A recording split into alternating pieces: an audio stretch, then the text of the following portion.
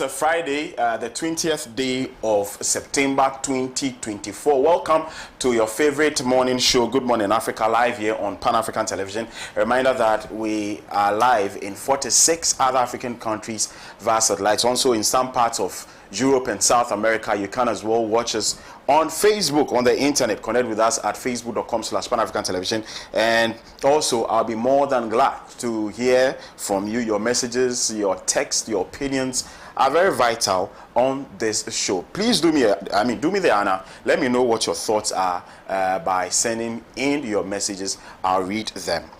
Right.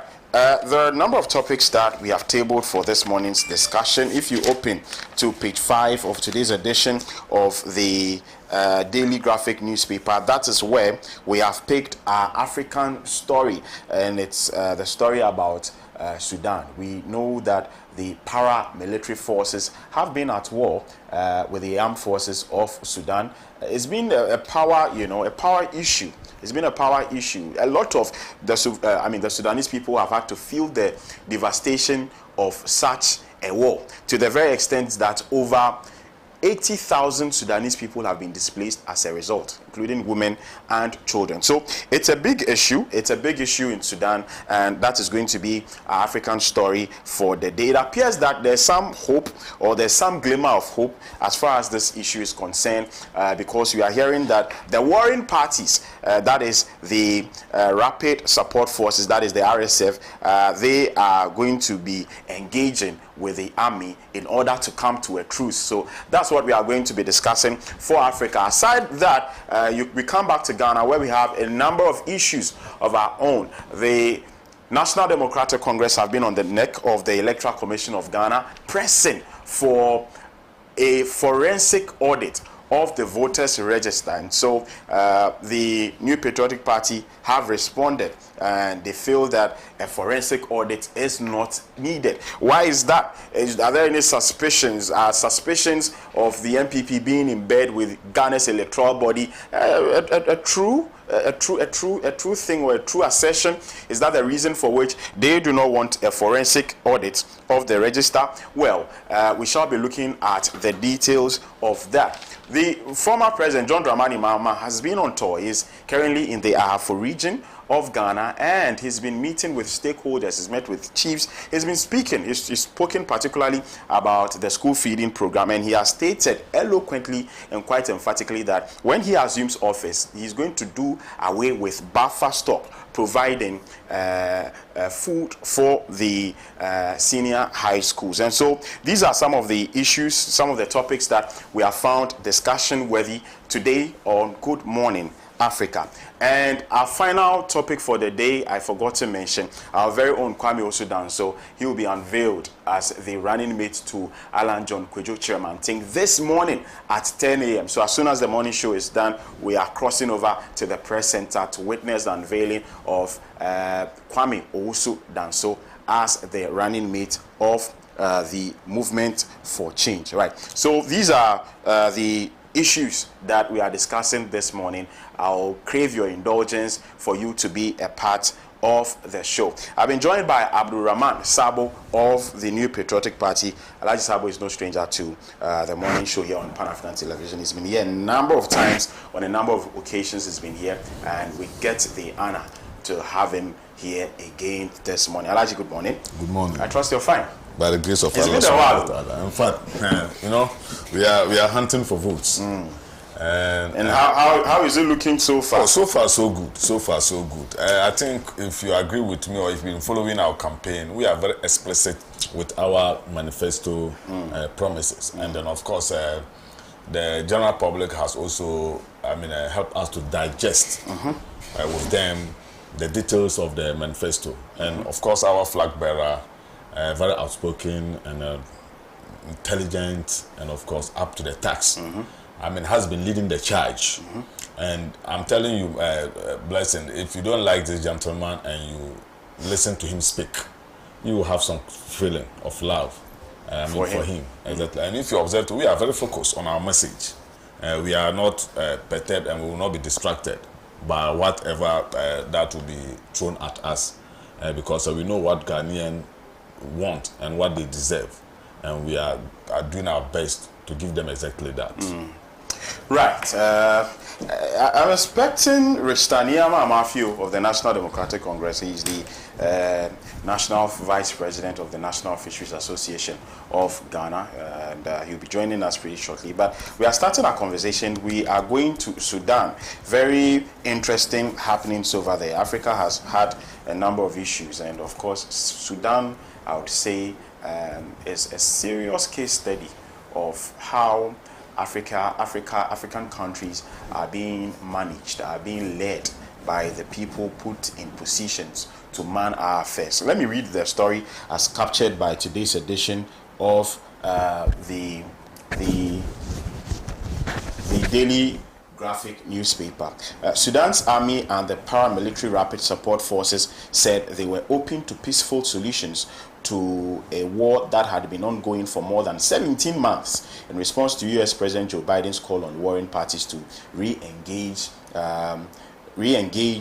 in talks. Army Chief Abdel Fattah al-Burhan said on Wednesday that the Sudanese government remained open to all constructive efforts aimed at ending the war before RSF leader Mohamed Hamdan Dagalo followed suit with a similar sentiment early on Thursday. We reaffirm our commitment to ceasefire negotiations. We believe that the path to peace is in dialogue, not random violence, and we will continue to engage in peace processes to secure a future free from fear and suffering for all Sudanese civilians. However, both men traded blame for a failure to bring an end to a conflict that has killed more than 12,000 people since it started in April 2023, accusing each other of committing abuses. They have not outlined specific steps towards reaching a peaceful solution.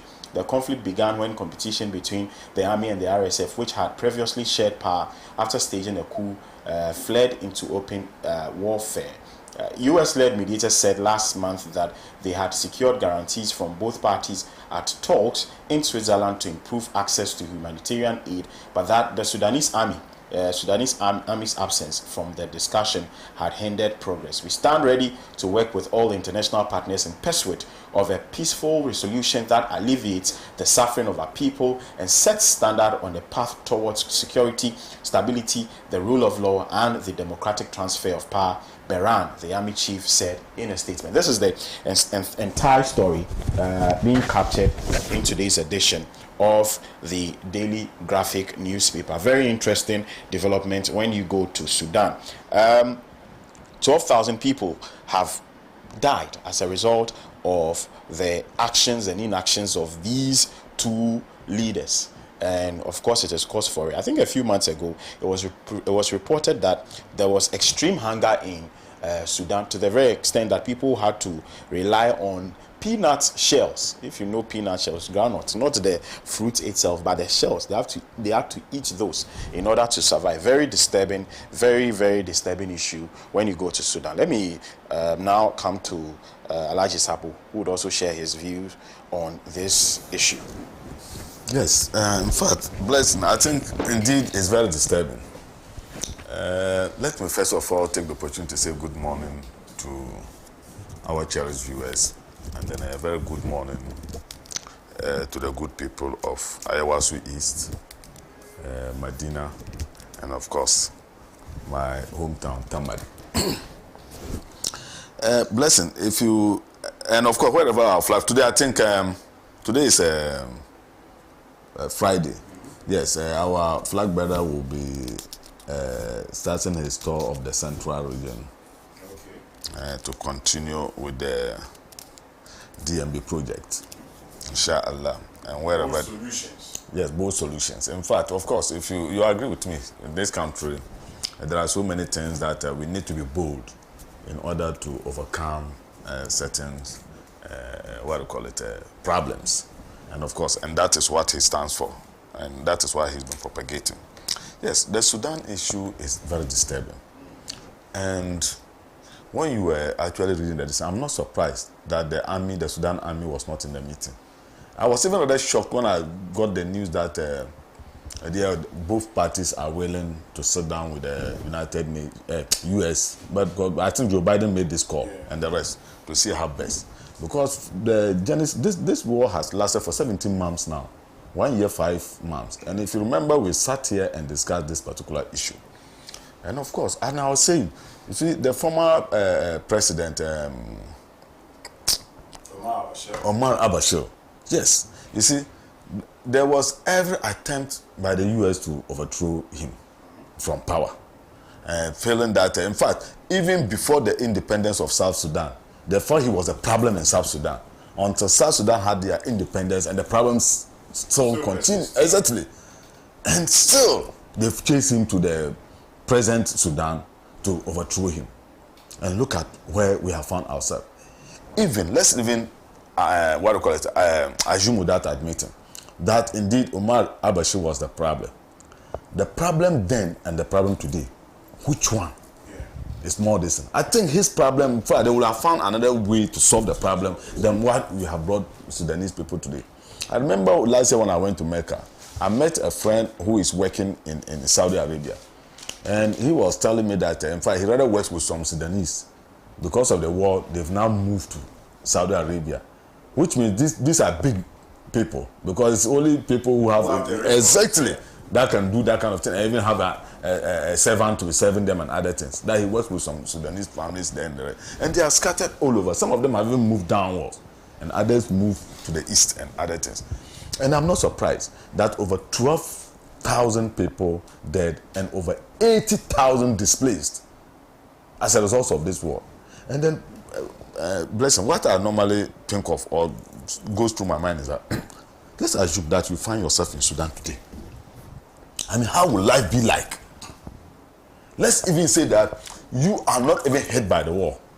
But of course, we are not living in an island. Neither were you brought up in an island. You were brought up among people. And where are those people? Where are the friends? What are the places you used to go? And other things. So I think that, viewers should forgive me, but sometimes I feel there's a kind of a scheme to water down the effect of the Arab descent. Oh no, yes. Because this thing started right from the Middle East, and now it is moving. If you remember the Arab Spring, somewhere along there, like it subsided, and all of a sudden it has resurfaced again in Sudan. And may God forbid, only God knows where it is leading to and other things. And I think as African leaders, and of course AU always will come and tell them, it is high time most of these things will give them a thought. That internal conflicts, how do we go about it? How do we resolve these issues without resorting to any international decision and other things? Quite apart from that, the United Nations decisions, in fact, I see myself as a lay person as far as these things are concerned.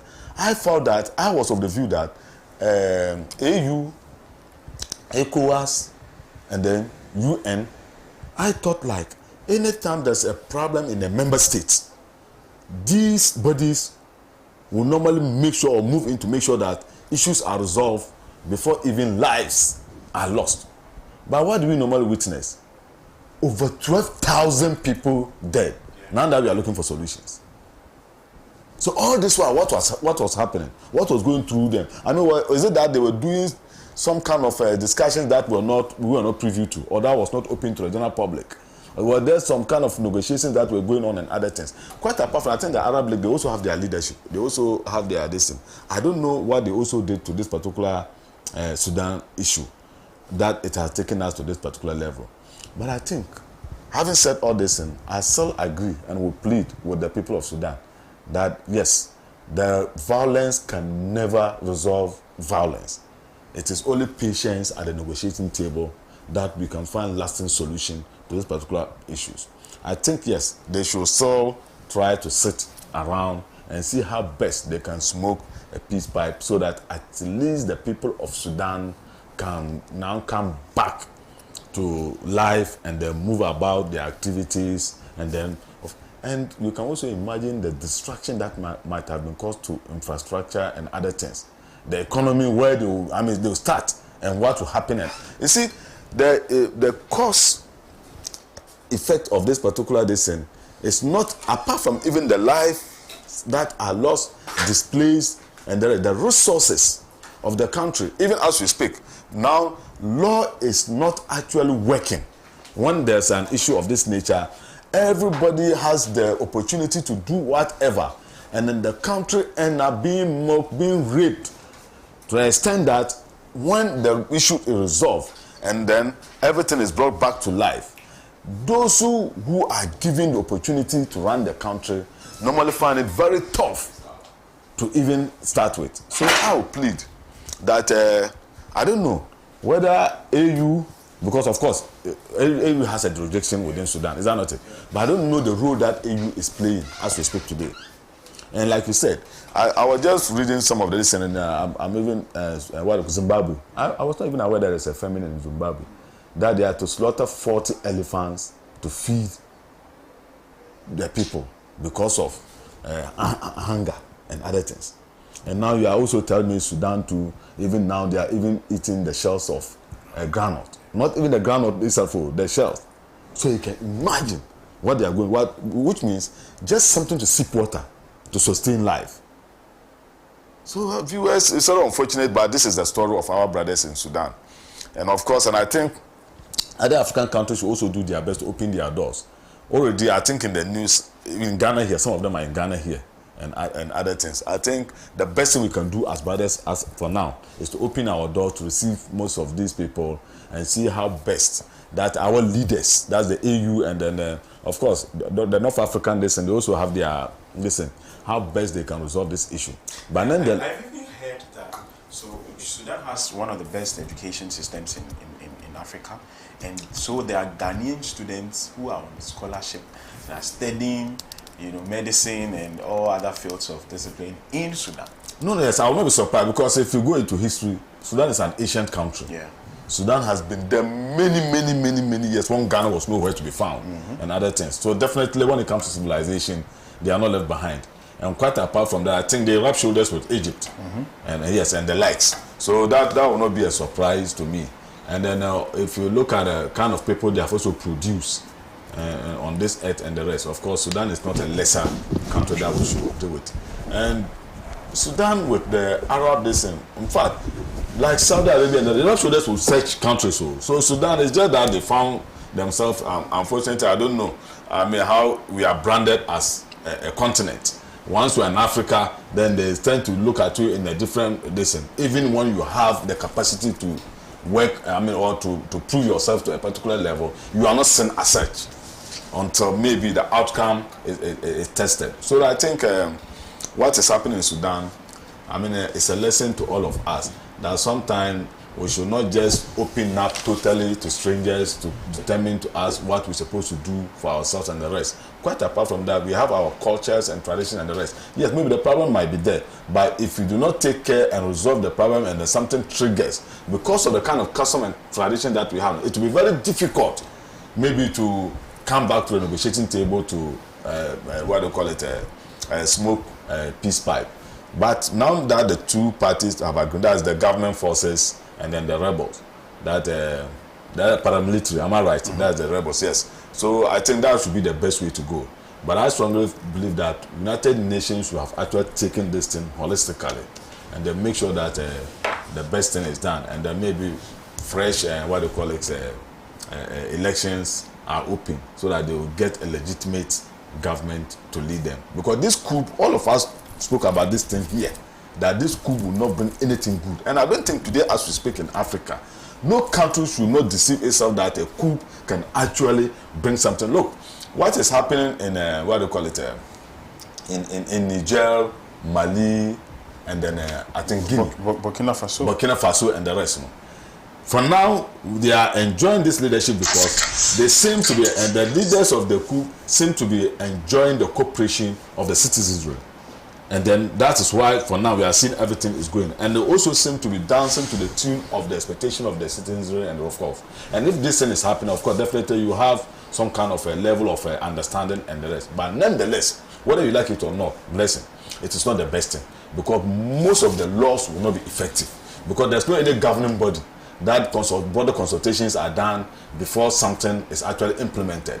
It is just the few who are leading the country. They sit down, if they think of this, then they come up and they do it. You wake up in the morning, before you go to bed. In fact, the entrance to your house it was in the east. You wake up, it's in the west. You don't have any right to question. Just pass through that way and go out. So nobody should deceive himself. Quite apart from that, I think Ghana, we have experienced this kind of this in a lot, and we know what it brings to the table. I think the latest that we ever had in this country was the 81 coup, yeah. and the rest. And of course, nobody wants to revisit that particular era. Even His Excellency John Rawlings himself didn't find it easy. 83, we saw what happened in this country. The hunger that people are talking about in Sudan and that happened in Ghana here. That those days, I remember, we the Muslims, the animal skin, we never used it to pray and the rest. Yeah. People had to bury them in the ground for it to become soft. Then they will now bring it out, cook and eat. In Accra here, people queue to buy raw kinky to go to the house and cook it and eat. No fish, nothing, just to survive and the rest. So the younger ones who are coming, sometimes one little thing you come and then make it.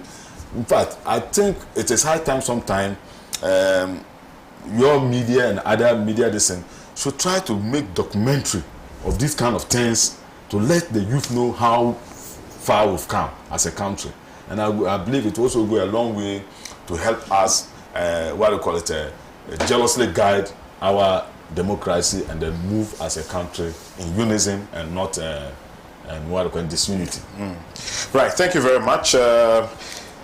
If you're just joining us, this is the morning show. This is the newspaper review segment with yours sincerely, ALORMASOR. So I want to thank you so much for tuning in. Special greetings to some of you that I know are watching. Stephen Beng is doing the watching from Wa. I'm quite sure of that. Alhaji Hamza from Pig Farm is doing the watching. I'm very, very sure of that. Dagboshi, Maria Adams, and all of you who always keep it locked here on Pan African Television. The names are plenty. I know I've missed a lot of you, but I want to thank you so much for always tuning in. Right, keep the messages coming. By the way, after this topic of conversation, I'll make sure I read some of your messages. But the National Democratic Congress, the NDC, they have been asking for an audit, a forensic audit for that matter, of the voters register. Remember 3 days ago they decided to embark on a protest, and 17th of September they embarked on a protest across all the district offices of the Electoral Commission to compel the EC to audit the register. I mean, the EC also came out to respond with a press statement. Now things have gotten very, very interesting. The New Patriotic Party have also come out with their position with regards to this audit. If you pick some of the papers today, you take the ABC News, it says, calls for voter register audit, hypocritical NDC must submit evidence of errors to EC. This is coming from the NPP. You take today's edition of the Ghanaian Observer, NPP slams NDC over demo. It's in relation to the register. You pick today's edition of the Republic Press, let EC decide. NPP tells NDC to stop grandstanding over voters register. And also Kodua Kabu Nanabi need more convincing on NDC's voter register audit calls. NPP reject calls for forensic audits. Wow. So these are this is how some of the newspapers captured that story. But interestingly, Justin Frimpong Kodua, who is the general secretary of the New Patriotic Party, has also said that in addition to questioning the NDC on why they want the voters register, he has also come out to say that the NPP will demonstrate if the EC decides to audit the register. Very interesting assertions there from the leadership of the New Patriotic Party. Well, Alhaji Sabo is no mean a person in the party. He's the Greater Accra Regional Communications Director of the NPP, and of course, I'm sure he has a lot to say on the issues of the voters register and the New Patriotic Party's position. Alhaji Sabo, why are you not supporting the calls for an audit of the voters register? Who does it hurt? How does it hurt the NPP if the EC audits the register? Is there anything you are hiding that you don't want Ghanaians to know? Thank you for the opportunity given me. I think if you listen to the General Secretary very carefully yesterday, he made it very clear. In fact, we are the pace setters of reforms in our electoral processes. Records are there to indicate, right from the opaque ballot box issues to ID card with photographs to biometric whatever. In fact, it is MPP who brought all these reforms to sanitize our electoral system. So I don't think NPP will ever go against any party or anybody or any organization in this country who seek to make our voters register credible.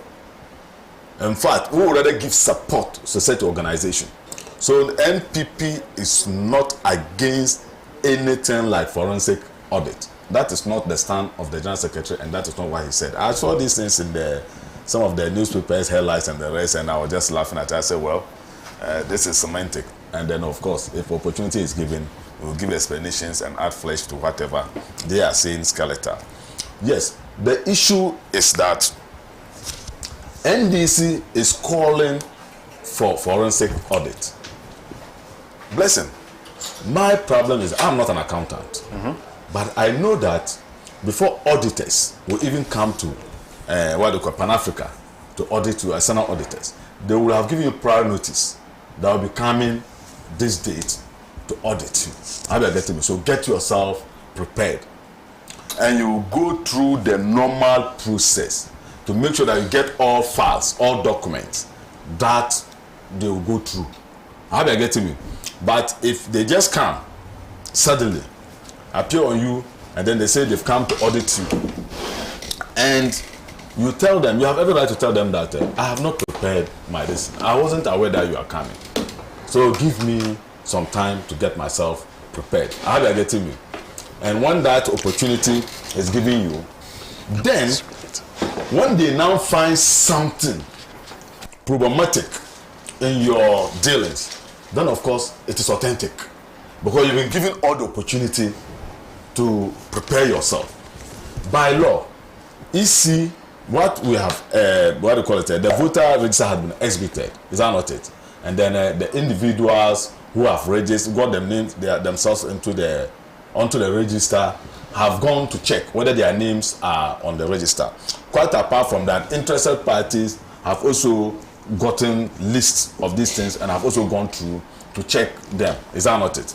So the next thing that you do is that you compile whatever that we have found and say that, oh, we have seen X, Y, Z, and we feel X, Y, Z should have been A, B, C. So let's sit down and then make sure that we correct those things. That is what has been done in the past. And even if anything, there was a time, that 2012, NPP was sort of calling for forensic audit and the rest. Why did I say June Ketia and then the leader of the party said about those things? So I don't know today what has changed. But in 2016, you called for forensic audit and it happened. And I'm saying that, of course, EC and NPP, it's not saying that forensic audit will not take place. But the point is, for the process that EC has been going through over the years, has there changed? Has there anything that has changed at this stage? Quite apart from that, you have the listen. EC said, okay, I think somewhere around 6th September, they called them for a meeting. Is that not it? And at the meeting, they thought NDC would have come with whatever that they have found, so that they all go through it and then see how best they can resolve those things. Do you remember they are popular this in the 2020 election petition? When they were talking, when they said that the results that was declared by the EC was not the actual results, they have the results and whatever. When they were given the opportunity in court, but now they are chairman, then general secretary, to prove themselves and also tell Ghanaians the result that they had up to date. Where is the results? Who have heard of the results? When he was going around campaigning for his chairmanship and the rest, what did he tell the delegates? That would have been an embarrassing situation for NDC if he had mentioned anything, because there was nothing actually. They were just disturbing public peace. They had no results, nothing. Oh no, yes, no. Of course, unless of course I am saying something that has not happened. This is on camera. And quite apart from that, this issue of him meeting his delegates and the rest, they are on social media. The videos are there. Not even audios. The videos are there and the rest. So I am saying, look, with all due listen, if NDC is, if there's some problem, now they are talking of that how many this crowd 3,957 names have been deleted from the voters register. Yes, the point is, in our register, do you have any process where at a point in time a name will be deleted? Is there a process like that? No. No, there is. There is? There is. Why should names be deleted? No, there is a process like that, but you have to go through this, because if you remember, what process is there to delete names? Why is it necessary? That is why I'm coming. Okay. I'm shaving you and you're touching your head. When they exhibit the voters register, and then maybe I go and check. May the soul of my mother rest in peace, and I go and find my mother's name in the register. How are you getting me? As a citizen, I need to make it known to EC that my mother is deceased, but I can see my mother's name in the register. Who is going to vote in her name? Yeah. How are you getting me? So they will get it, listen, and then make sure that maybe I come with a death certificate or something to show that indeed, how are you getting me? She's deceased. Then, because it's going to say, and the same thing, and when they were even talking, when we were asking for forensic listen, what they call him? I said, say. In fact, this one just reminded me. Didn't he say that anybody at all can just go and pinpoint somebody's name for it to be deleted, and even use Community Japan as an example? That he can go and say that Community Japan, yes, he's diseased, they should delete his name and the rest. Are you getting me? So those processes are there, but you have to follow due process to make sure that EC cannot just come and listen to you and say that these names and the rest, bring them back. Are you getting me? Of course, they need to prove that these names, one, you could be a foreigner and your name is in the register. Are you getting me? That name should be deleted. Two, you could, be dead and your name is found in the register. Are you getting me? That name will be deleted. You could be underage and your name is found in the register. That name will be deleted. Are you getting me? So there are so many instances that names can be deleted from the voters register. Do you get me right? But of course, EC doesn't do this on its own. If no complaint comes, just like in our normal courtroom, if nobody complains, and they have also not, of course, there are no magicians to know that this person is dead and the rest. Do you get me right? Then those names will still be in the register.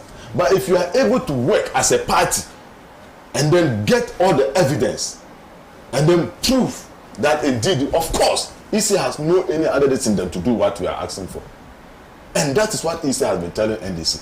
You say you have those things. Bring them. Let us sit down and look at them and see whether what you are saying is true. Quite apart from that, EC is saying that what they are working on now is a provisional register. How do you do forensic audit on provisional register?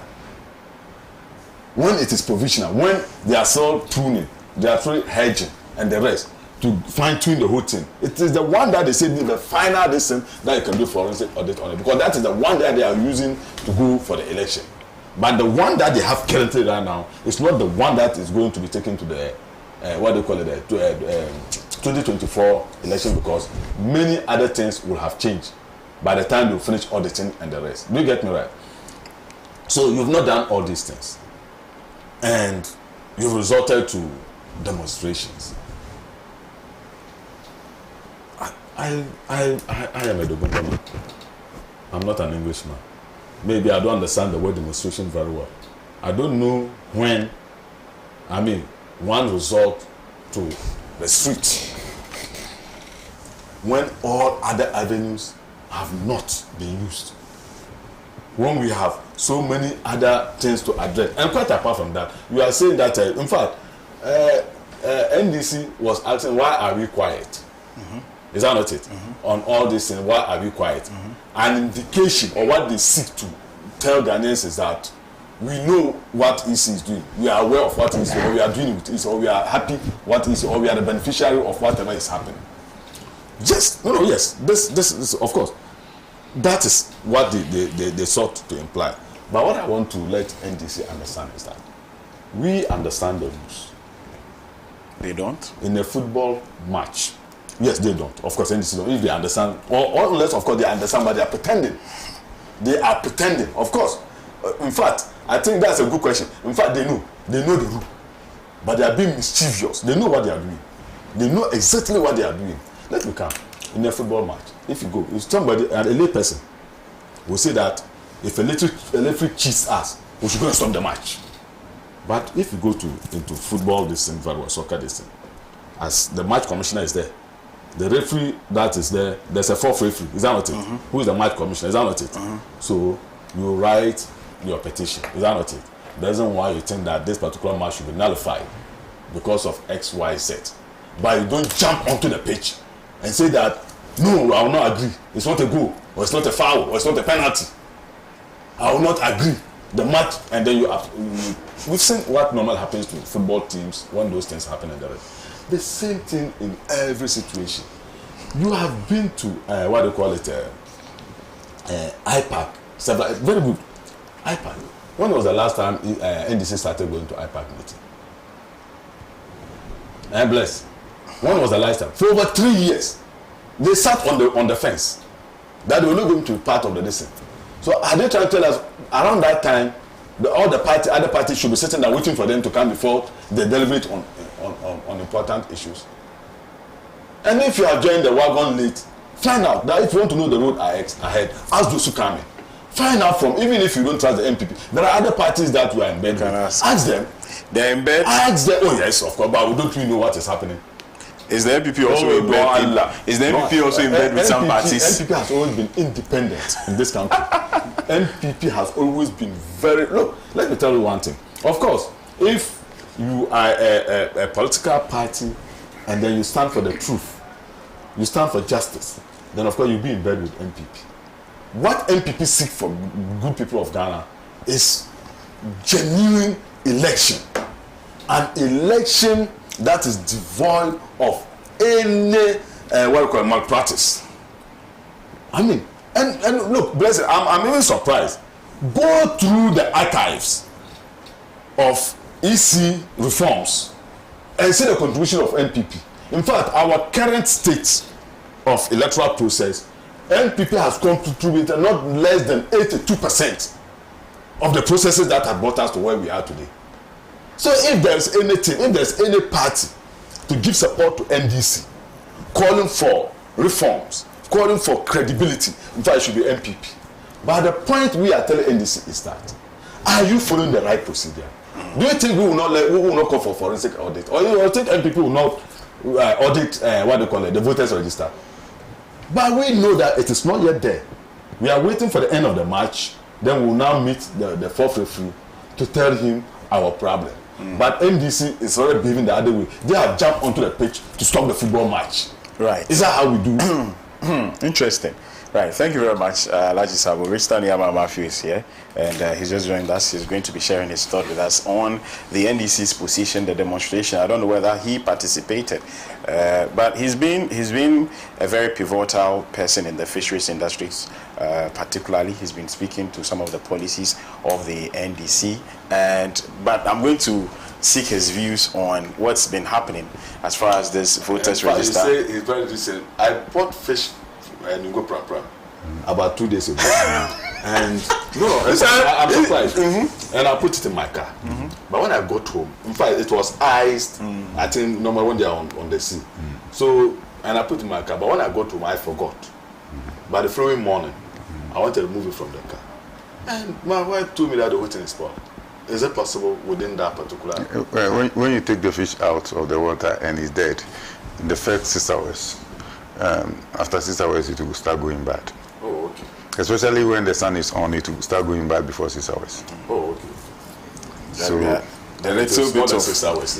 fishing 101. He has to pay consultancy.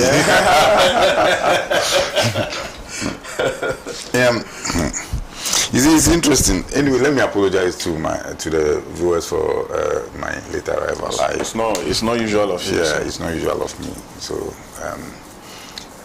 we are talking about the electoral rule and auditing of electoral rule. And yes. You see, when you mention dry bones, the aged begin to shake. If auditors are coming to my company to audit me, and I know I've not done anything wrong, Why should you be afraid? I have no reason to be worried. Yeah. I'll welcome them and provide them with all the documents they need to audit. So we all want to have free, fair, transparent elections. There's been instances where irregularities have been found, and the EC itself had confirmed that persons were transferred without their consent under a clear case of deception and fraudulently got their names moved from one place to a place very far away, that there wouldn't be any means by which they would know that their names have been moved to those places. And even if they get to know, it will be very difficult for them to go there to vote would be a challenge. And you are talking about an area where the electoral margins were so close, and the number of people who were moved were far more than the votes with which those people won the elections. Their parliamentary candidates won the elections. And that incident was confirmed by the EC itself, and it took steps to even dismiss people for being complicit in that act. And other instances have been found. It gives everybody reason to be worried about the sanctity of the documents that we all rely on for the elections. The election is all about the voter register. If the voter register is credible, and persons who are supposed to be on the voter roll are on the voter roll, people who are not supposed to be on the voter roll are out of the voter roll, and I walk and I cast my votes, and I come back, and the votes are counted per the people who have voted, nobody will have cause to complain. So if NDC finds out that there's been instances where people's names had been transferred, and then the EC gave an explanation that their system that they use, which is supposed to have the person present and his facials taken, and that what they procured did not meet the requirements, so they now procuring something else from another place. And because of that, if you show the person's voter card to their camera and is able to capture the facials on the voter card, it will be able to effect the transfer. We are talking about a system that is supposed to be foolproofed, that me, Mr. Niama Mafia, cannot walk to EC's office and pick their computer and enter any key and open it. You need to have some of your bio details linked to the system before you could open it. So it's not just anybody who could do it. So I have reasons to be worried that the people who are at EC themselves are compromised. That they could open the system and get people to be transferred fraudulently. And I'll say fraudulently because they procured those people's voters register fraudulently. They assured them, according to the EC itself, that they needed their voters ID card to secure loans for them. And then they use those ID cards to go and transfer votes or names from one polling station to some other polling station very far away from them. And a number of instances had been found. The NDC, as a political institution,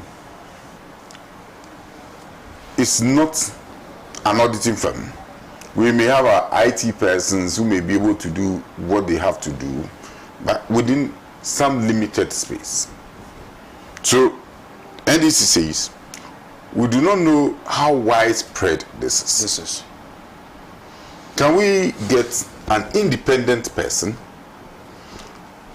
to go through your system, audit it, and let's be sure that the voter roll we have is credible, not for the NDC, but for the Ghanaian people. For the Ghanaian people who are supposed to vote and whose votes are supposed to be respected. No, this is not too much to ask for. If the NPP claim to be master of electoral reforms, I don't see why the NPP should oppose this simple principle. That let's make the voter roll credible for all of us, so that I am sure that when I go to cast my vote will count. It's not the MPP that said let my vote count alliance. So we only want our votes to count. Now, when you have an electoral commission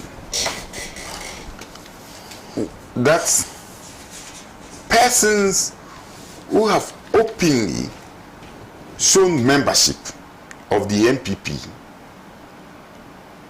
being appointed to key positions in the Electoral Commission, and you sit back, you will not be comfortable. You can't sleep with all eyes closed. You need to monitor everything they do every day.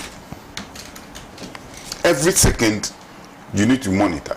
Because at the time that these transfers were made, voter transfer was done. We are not doing regular registration for it to look like every day when you turn 18 you could walk to EC's office and say I'm 18, this is the evidence that I'm 18, so add me to the voter roll. It is not like that. So there are times when the EC would officially open the register, and so we expect that when that time is not due, then all their equipment should be under lock and key. And talking about equipment being under lock and key, EC office, people picked laptops, electoral equipment from EC office with their CCTV camera, and nothing, nobody knew how, and nobody knows what is happening to those equipment as we talk today. Just recently, somebody was found holding an EC equipment. The BVD? The BVD. Biometric verification device. No, can you imagine? This is supposed to be an institution that is protected. The EC chair is more protected than the institution itself. And you think that people should just take it as normal? No. We are talking about, you see, people have to give mandate for others to govern. When you steal the mandate of the people to govern, you are governing illegally. And we cannot sit for people to do just anything and take up the governance of this country. Then they will take us for granted. And that's why we are being taken for granted. So, I don't see any hard and fast about this. I don't see why anybody should oppose a situation where we say, can we audit what you are doing? Can we all agree to have an independent person take you through it? And it's not like when somebody is auditing you, the person come in and take all your equipment and to his place without you being present, and then just decide. We've all been audited before in what we do, and you expect that the person auditing you will be with you, look through your books and ask you questions. You provide responses. The person will finish with the audit, and if the person had queries, raise those queries, expect you to respond to the queries, and then we'll write the person's management letter for you as to what the person thinks about your work. And then if there are reforms you need to undertake, you undertake those reforms. And then we move forward.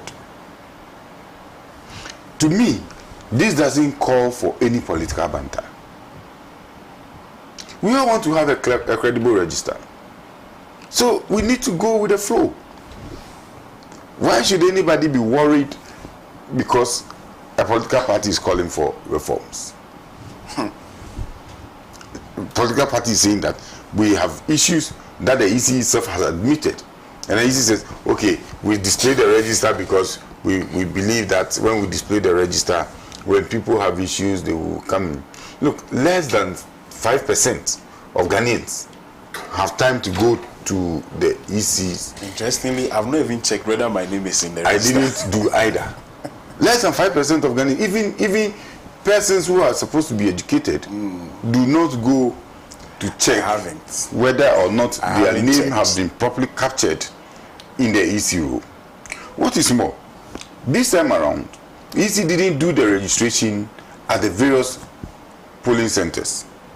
They did the registration in their district offices. So there are people who went to the district office to register and clearly do not even know where they are supposed to vote. It is one big of a challenge, because you live in Committee 1 or you live at Newtown, then you go to Committee 4 where the EC district office is to go and register, where everybody was being registered. So when it comes to the day of voting, people, especially first-time voters who are not familiar with the codes, will have to be running around everywhere looking for their names to see where their names had been placed. And you think this is easy? Elections should be made easier for people. But this is making it more difficult every day for people. Because in the first place, to even register, people would have to find money to go to wherever the EC district office is. Because a lot of the people who went there had to go there by transportation. It is very hard economy. So you had political parties now having to look for money to get people to go to the EC offices, or parents would have to look for extra money to get their children to go to EC's office to go and register. Sometimes they get there, and for half of the day they will tell you that their network is not working. That's what that one it is true. And people have to struggle and go and come back the following day. Sometimes they have to come 3 or 4 days before they are captured. People who were captured manually, at some point, EC said, well, because they were captured manually, their information didn't get into the system. And so, if you don't get those people to go back, they are basically disenfranchised through no fault of theirs. And you think this is something we should just gloss over and say nothing is happening. These are Ghanaians who need to exercise their mandate and decide who should rule them. And so their right is being taken away from them because somebody is refusing to listen and do things right. It's not about being masters of electoral reforms. It's about what situation we face now. That the EC itself has admitted that, yes, there are challenges with our system. There are people within us who are fraudulent. There are people within us who are in bed with the ruling party. And so we ourselves don't trust our own people, and we don't trust the system that we run. And yet says, no, we don't want to be audited. We will do it ourselves. Sabo disagrees.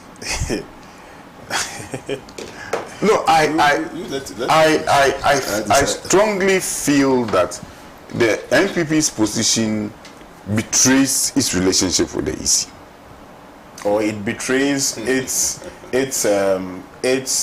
very own things that it says that it is a champion of reforms and all of that. It betrays that assertion. And it betrays its position with the EC. Yeah. Because, you see, why would he jump to the EC's defense anytime? You understand? We are not defending the EC here. We are only stating our stance, but we are not defending the EC. Right, a stance very similar to the stance of the EC. That's how you see it. But that's our stance. Well, you have a right to your stance. Exactly. But you see, the good people of Ghana deserves better. I rest my case. All right, thank you very much. Sabo. Let me just so I mean, if you look at some of the issues that the NDC have raised, about voter transfer. Sagnarigo to Pusiga, look at the distance and look at the number of people that have been transferred from there to another region entirely. I think Pusiga should be in the Upper East region, Sagnarigo in the Northern region. The distance alone, if one decides that, look, I'm going to, on the D-Day, let's say you didn't know, and on the D-Day you go to your polling station to go and vote, and you've been told that you've been transferred. How do you move at that particular point in time to as far as let me come in here. In fact, this is a very interesting lesson that you are asking. I think the NDC they were very categorical in the figures of the total transfer, illegal transfer that EC has conducted. Allegedly. Yes. No, it's not alleged. It's not alleged. The EC actually admits it. No, it's allegedly. Because EC has not come. But the EC has dismissed people. Yes. So it's not allegation anymore. Yes. I agree with you. Let me come. It's so alleged. Let me come. They mentioned 243,540 illegal transfers. Let's underline the word illegal. Because transfers are lawful. As I sit here, I have transferred my vote to. That's not your business. I want to know. Why do you want to know? Are you contesting? You see, if the people in Sanargu, if those people are from Pusuga but they reside in Sanargu and have been voting in Sanargu, and this year they decided to go back to their hometown to vote, how they are getting me? They have every right to do that transfer. Somebody might have been working in Sanargu, but now has been transferred to Pusuga. That person too has every right to transfer his vote. How they are getting me? But where it becomes illegal is the person is not even aware. He has not asked for any transfer. Then EC decides to transfer those people. But that's what has been established now. Please. Give me I should allow you, right? Yes, allow me to flow. I beg you. You're enjoying this one he was. But I enjoyed yours too. Yeah. So you see, so that one too is allowed. But where the person is not aware and he did not ask for any transfer, then you do that's criminal. And not just even illegal, but that's even criminal. How are you getting me? And which is supposed to be punishable. Do you get me right? Now, NDC has brought out these figures. EC is saying that, okay, you are very specific when it comes to the figures. So why not just bring those figures, the names that are there and the rest, and then let's go through and then see indeed, Mr. Ziblim, this is his house. He's still in Sanaru. How come Mr. Ziblim's name is in this thing? Is that not it? Or let's find out from Mr. Ziblim. Maybe he intends to vote in Pusuga. Whether indeed he's the one who went to seek for the transfer. Then we clarify the issues. But now, you only brought the figures. I don't know, even me, I hear from Sanaru. I don't even know whether my name is there. I don't even know. Do you get me right? So how will I know that the people that they are saying they've transferred their names illegally, I'm even part of those people? That is where the forensic audit will bring these things out. Very good. No, in fact, I was enjoying your submission part because it is helping me to also explain, because I do too. That when auditors come to you and you know you've done nothing wrong, you know to avail all your listen to them. Yes, I'm not an accountant, I've not done accounting, but I know there's something called ledger book, and there's something called a petty cash book and the rest. How are you getting me? And receipts. So when somebody comes to buy an item and you give the person a receipt, it's not left with you to now enter into the petty cash book, go to a ledger book and the rest up to the balance sheet. Do you get me right? So if you have done these sales and then somebody is coming to audit you and he just appeared on you just like that and he decided to take the ledger book to audit you, of course he will not get things right and you have done nothing wrong. No, you have not entered that in there because you've just done the sales of the day. You've not closed the listen. Why is that bankers? At what point is there? Okay, around within what time frame? We have about 78 days more to election 2024. Within what time period can an audit be allowed, where the EC would come and say that I've satisfied every provision, every figure I'm supposed to put here and there, I've done. When, at what point in time? I am very happy for you to ask this question, I think this is what we should already be asking. That maybe today we should have tried to, in order to help NDC demand for this, we should have tried to let the EC or whoever is in charge to tell us. So at what point are you ready for forensic audit? Because you keep on saying that you are not saying that you will not allow the forensic. So by law or by in practice or in the past, at what point do you normally finalize these things? Then I think we'll have gotten the issue right. Do you get me right? By the NDC, if they can also help us, they should tell us, because they've been at IPAC all this while, and they've been in the business all this while. They should also come out and tell us, oh, always it's around this time that we normally do these things. And we have gone past. I don't know. That's why in 2016, when did the NPP ask for an audit? I cannot remember. I cannot sit here, of course. This is something about record, and you want me to tell a lie? Of course. And I'm saying that when NPP asked for audit in 2016, NDC was in power. I had a better me. Yes, NDC even opposed it, but the EC saw the need to do the audit because they asked it at the time that EC was ready for the audit. Do you get me right? So maybe if this EC is sort of late in meeting time, then we'll say that NDC is right in this case. Have you getting me?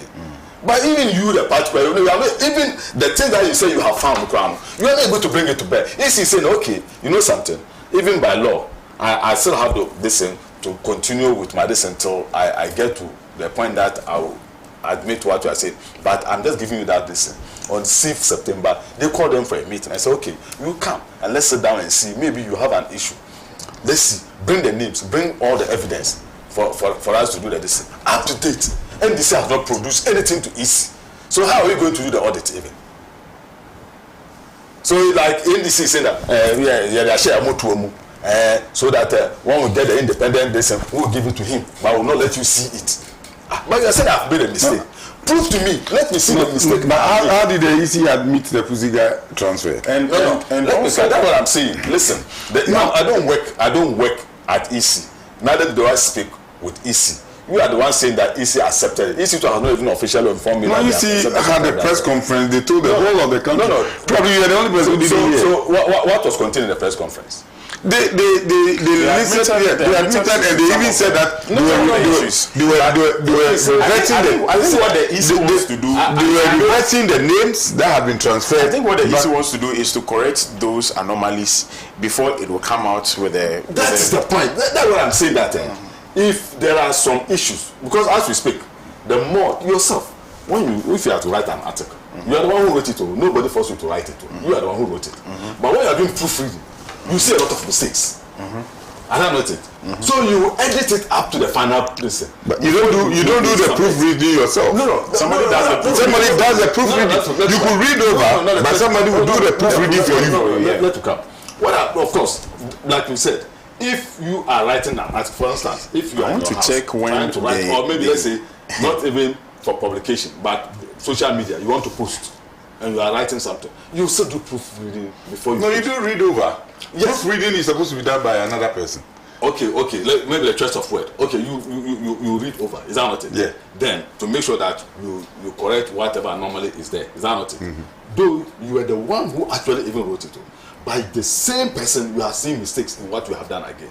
So in every work, in everything that we do, we normally sit down because you are dealing with people's lives, you are dealing with people's future, you are dealing with the whole nation's lesson. You need to be very pragmatic in whatever you are doing. You need to also be very diligent in your destiny. And that has been the practice. It's not like this EC who is it's by law. It's an act of law that they are being guided by. And I'm saying that if the NDC know that the EC was actually infringing or has broken the law, I think the NDC know the door to the court. No, they will have run to the court. But because they know what they are doing, the court will throw them out. They will not go there. They will resort to the streets. When the EC has admitted to some error, unforgivable errors, and says that I'm trying to get the month in which the then the MPP requested for an audit. And the EC says that we are taking steps to clean the register and make sure the register is right. Okay, so if I may come, on 23rd March 2015, Paul Afoko NPP chairman, the New Patriotic Party, is calling for a new voters register ahead of the 2016 election. This was on 23rd March in 2015. Over 18 months before the 2016 elections. You are listening to things. No, but NPP was calling for an entirely new voters register. That is even more. And this not to come. Let to come. But then it means that particular voter register had already been audited. And then they realized that I have something from here from 2016. Let me get land and you come. See, this is for. I'm coming. Listen, you brought it. Don't touch this. Wait. Let me clear that one first. Listen. I'm giving you another one. But I'm not finished with this one. 4th January 2016. NPP demands a transparent audit of the voters register. 4th January 2016. No. Let me come. We are saying mixing things here. Yes. Let me tell you something. As we speak today, yes, we've compiled a new voter register. How do I get him? Please, can we have the tablet for messages? No, listen. Don't run away from the question. I'm not running away. I'm listening to you. We've compiled a new voter register. Yes. Yet to even be tested. How do I get him? Are you sure? This voter, you compiled a new voter register before the elections. This is not new. We just added. No, I think he's talking about the 2016. When they asked for an audit. I'm trying to juxtapose it with what the question that is asking. What I'm trying to say, I want you to understand this. This voter register that we are doing. Of course, you've been in Ghana all this while. Why did you go to write your name ID? No, but I think you should direct your questions to them, because for me, I'm not supposed to be responding to your questions. I understand you. You see, what I'm trying to say is that this voters register, as we speak, there are many names on the register that hitherto were not on the register now. How do I get to me? There are so many people who will now be voting your constituency that before they were not voting your constituency and other things. You get me right? And now they have not finished the compilation of this particular register, and NDC is asking for audit. Now let's go to the NPP one. The NPP one, the register that they were asking for audit, they have already compiled the register. The register is already completed, it's compiled and ready for election, even if it's 20 years. But did the EC say they are not done with the compilation? But they are still dealing with the provisional register. They have not finished. So what makes it a provisional? It means that the register has been compiled. No. It's provisional. What it means is that this is what we have gathered. You see, so it's been compiled. So you can't say we have not compiled. No. We have compiled a register which is only provisional. It's only provisional because. But Alhaji Sabo, I want to ask you a question. Let's not. Alhaji, I want to ask you a question. Look, they know these people. They know Alhaji of this. Alhaji, I want to ask you a question. What they are doing. If something has been there already, something that has already been in the system, is it not even easier for you to just audit it than? I mean, it's something which is fresh. When NPP was asking for a new lesson, like the NDC is hiding this, we were able to give to EC, prove to them the names that are found are not Ghanaians. Then you see, you don't need the minors that were on the register that were not supposed. We were able to provide to them, and they could not. No. That's why we said then. No, you see, they're supposed to do that. No, but the Pusiga case, names were names were submitted to them. But the names were submitted, and these people actually said that they did not request for any transfer. Please let me kindly have the tablet for messages. The people themselves, the Pusiga one, like he said, I agree with them. Names were submitted. Yes. And the people admitted. Let you come. I'm only helping you. Names were submitted, and then the EC admitted. Is that not? The people themselves also said we didn't do it. I know. I'm not disputing it. Yeah. And the people also said that indeed we didn't ask for any transfer, and they did that. That's criminal. Is that not it? Yes. And EC has accepted it, isn't it? And even somebody's head is rolling. Is that not it? Yes. It means that the others too, the one that you are also talking, the rest, provide, they will do the same thing.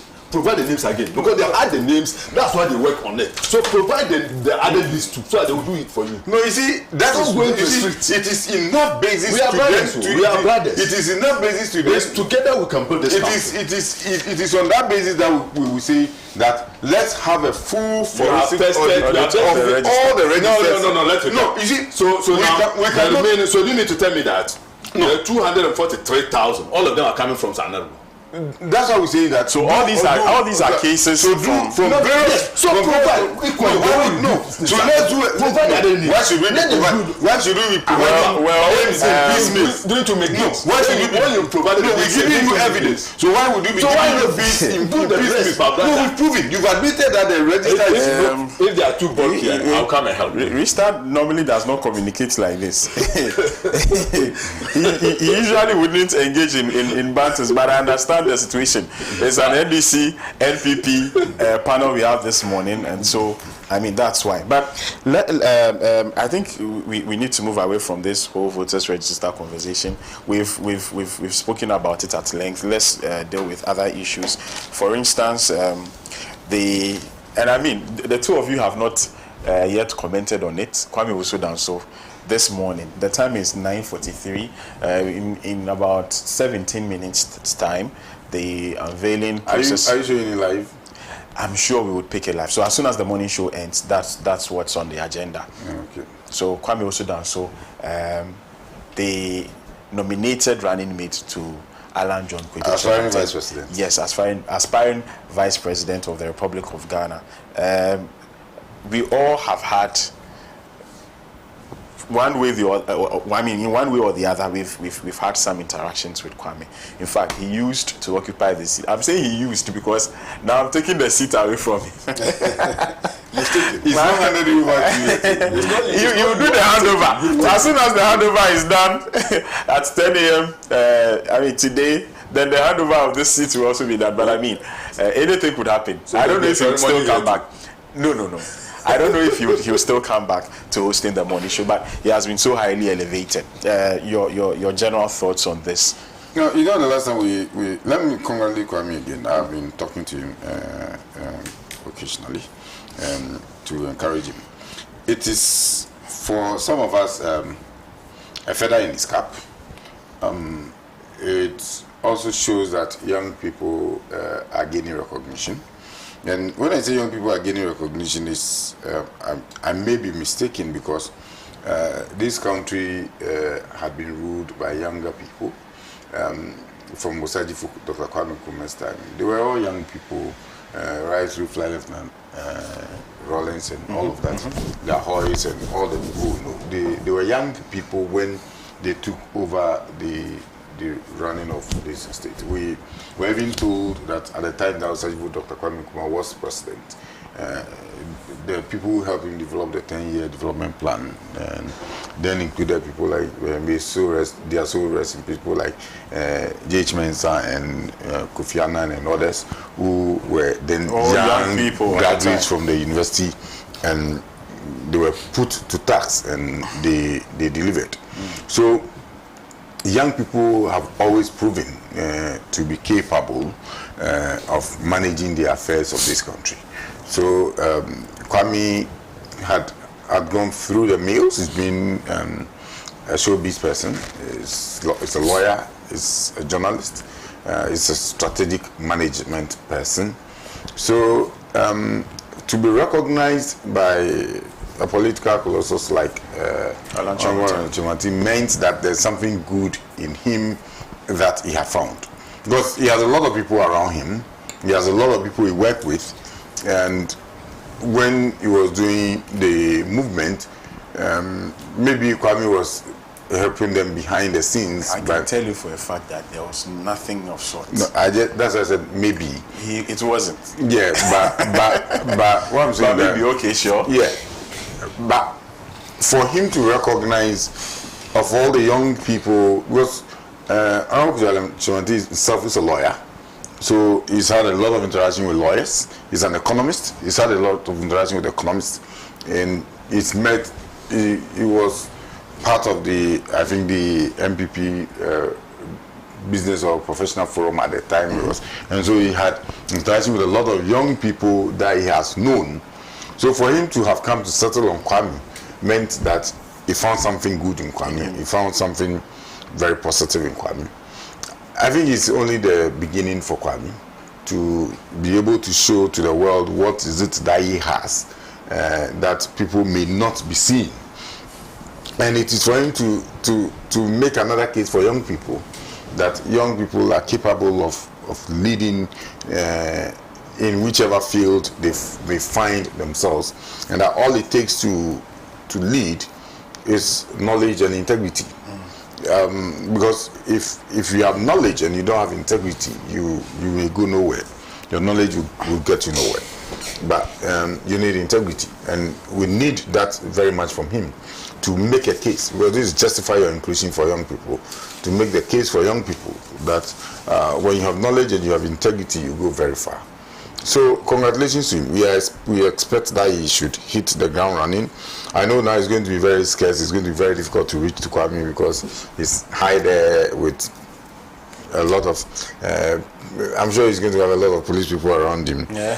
So you are not likely to have easy access to Kwame. But congratulations. I'm so happy we still can have access to him. I mean, the person you know during daytime. No, you don't need the lantern. It is possible to have access, but his availability becomes a challenge because now he should be from one meeting to the other, from one campaign ground to the other. So, and even beside what he's saying is valid, because now people are going to be managing him. Yes. So it's the people who allow you to see him or not to see him. But some of us will see him. Whether they like it or not, we will see him. Yeah, but seriously, I'm happy for him. This is big recognition. He's out there doing what he should do, what he can do best. I know that will entice a lot of young people to want to get close and get associated with him. It's good for democracy. You should pull up a lot of the young people who are otherwise thinking about going some way that will further destroy our country and get them close to him. But we wish him the best, nothing more. Right, Kwame. Yes, I think my brother has said almost everything. Kwame, I think for me, he's more of a brother to me. Now, I cannot call him Kwame again. Oh, you can? Yeah. No.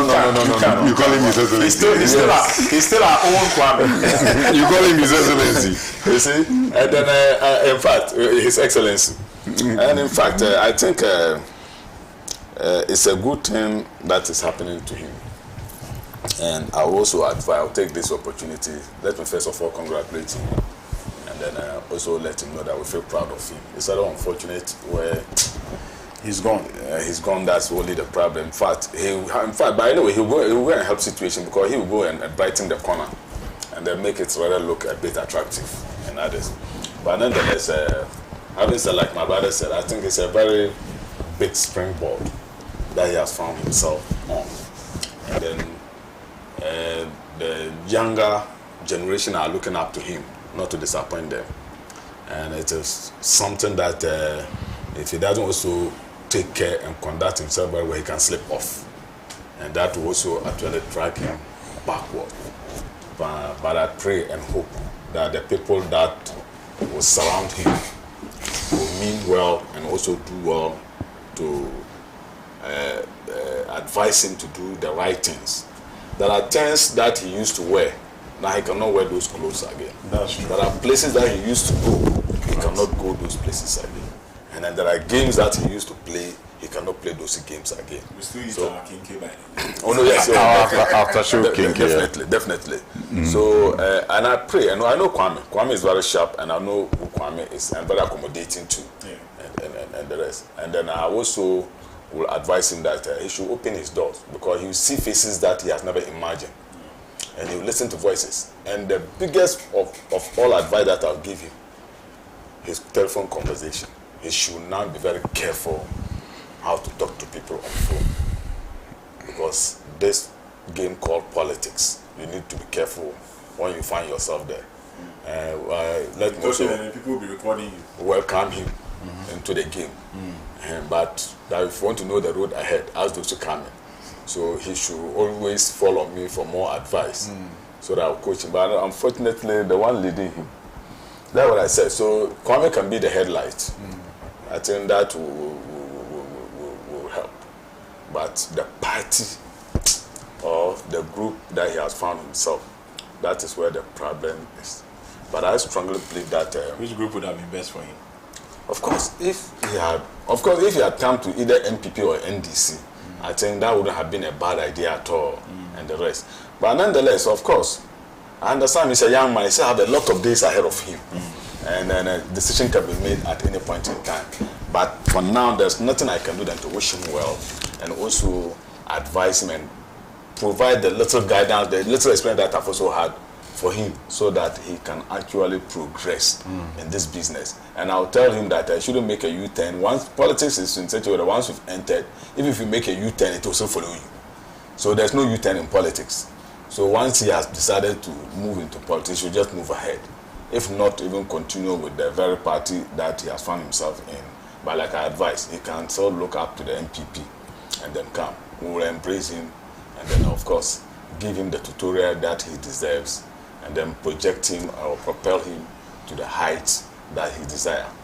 But nonetheless, his people, he should also now try, immediately after this, and try to visit his hometown, explain to his people the reason why he's into the business and he's in together with them. And I believe for that charity begins at home. When they also come out with their support, then now he can now hit the ground by going to the whole country. Yes, well, they can find some scrap votes around, but the votes that we have taken them already. Right. But thank you. Some scraps for him. Right. Thank you very much, Alhaji Sabo. Alhaji Hamza from Pig Farm. Good morning, my brother. In my humble opinion, the press conference held yesterday by the MPP party was useless, empty, and baseless. According to the General Secretary of the party, they will go on demonstration. Truth be told, I pity the MPP. According to the EC, they have corrected all issues raised by the NDC in the register. So what is stopping them from giving out the corrected version of the register to the NDC for verification? The posture of the MPP goes to show that they have something in common. My brother, Mr. Bosman, Deputy Commissioner of the EC, is on record to have the NDC is in danger to our democracy. Today, Mr. Stephen Tete is also out there saying in 2016 plants and animals were in our register, but he has forgotten that he was part of the commission up to date. I don't think these two people deserve to be at post by now, but this is Ghana for you. The NDC is only calling for transparency and fairness and nothing else. Thank you, Alhaji Hamza, for your message, and a hearty good morning to you. There's been a lot of people that have watched us, especially on YouTube. Thank you so much for your time. Livingston, always you take time to watch us on YouTube. You're extremely grateful. You say God bless you, Mr. Eche, for your opinion. My only problem is your first name, David. My name is Goliath. We are discussing an issue capable of destabilizing the peace of the country and truncating the democratic process, so stop the comparison. Okay, Eche Zona Chuku David sent this message all the way from Nigeria. Now let's do some more messages. The citizens, Ghana is a crime scene today, and everyone is a suspect to what is about to happen. The MPP is boldly telling Ghanaians we have 1 million ways to steal, yet Ghanaians are watching them unconcerned. Okay, this is a message that came from Ethy Child on YouTube. Thank you, Ethy Child, for your message.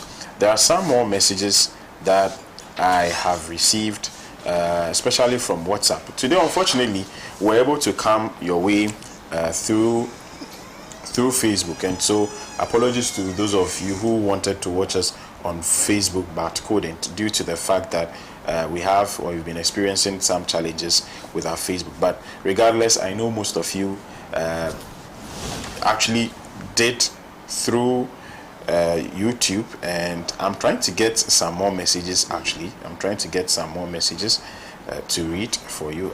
You sent a number of them, but issues in relation to the internet, so many of them. But I'm trying so hard to get your messages and read them for you. Okay, let me move to this one. I think it was sent via text. The MPP is afraid of its own shadows by Napoleon in Tumu Sankofa base. Okay, thank you, Napoleon, for your message. This one here says the Sudan issue is a problem the AU should look into. They have to look into it quickly. Okay, thank you for your message as well. Let's do some more. I have a number of them coming through WhatsApp. I'm always happy for Kwame Osudanso's nomination. I pray he doesn't disappoint me. He's my icon. He has confused me as to whom to vote for. Brad from Kintampo. Thank you, Brad, for your message. Kwame is grateful. Good morning. Bless. Please, what at all is in the register that the NPP is against auditing of the voters register? I think there is something both EC and NPP are hiding from we Ghanaians and NDC at large. If corn eyes grow bigger, it starts from its germination. God save us. From Kojo Kanabi in Takwa. Thank you, Kojo, for your message. Good morning, Bless. The biggest surprise to Ghanaians today is the unflinching defense of the EC by almost all members of the NPP. Master of Electoral Reforms now running away from say. The NPP man should tell us what has changed, and the Masters of Electoral Reforms are now against that traditional stand.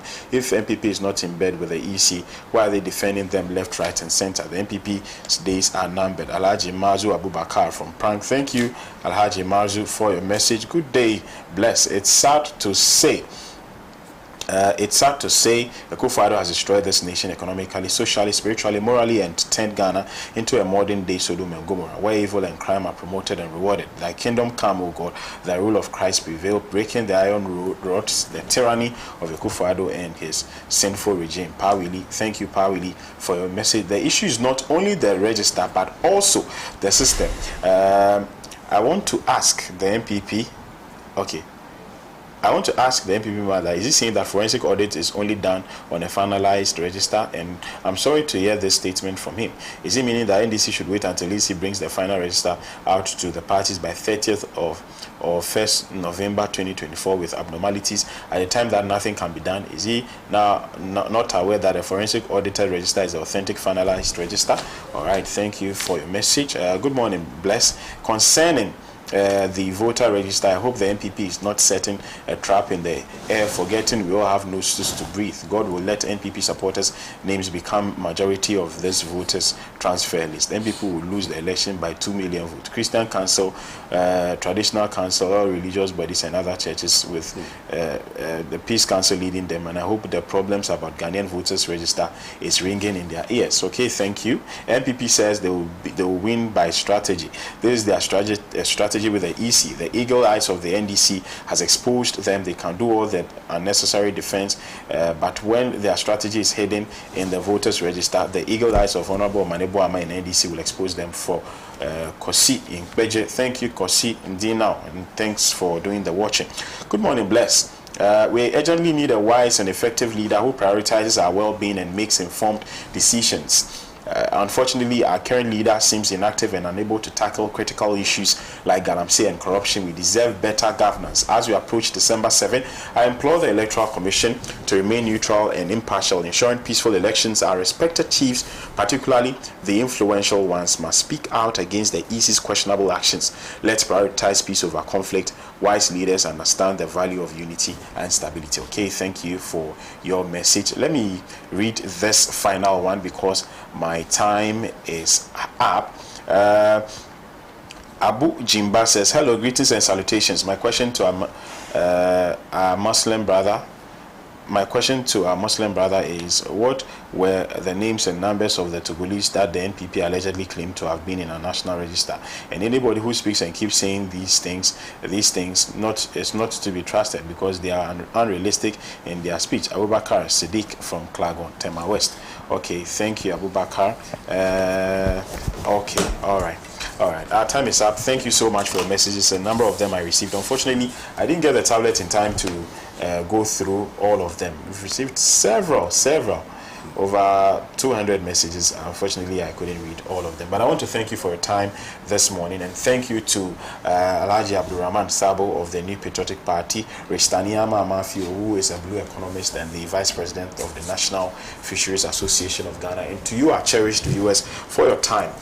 Tomorrow is Alhaji and Alhaji. Make sure you tune in at 9 a.m., the mother of all talk shows. And after this program, right now, it's 10 a.m., Kwame Sudan's inauguration or unveiling as the running mate to Honorable Alan Chairman of the Movement for Change will be in full swing. I'm sure we'll pick that if it's going to stream live, and then we also bring that to you for you to watch. In the meantime, I'll meet you on Monday. Do have a productive weekend, or a restful one for that matter. Do have a pleasant day. Bye-bye.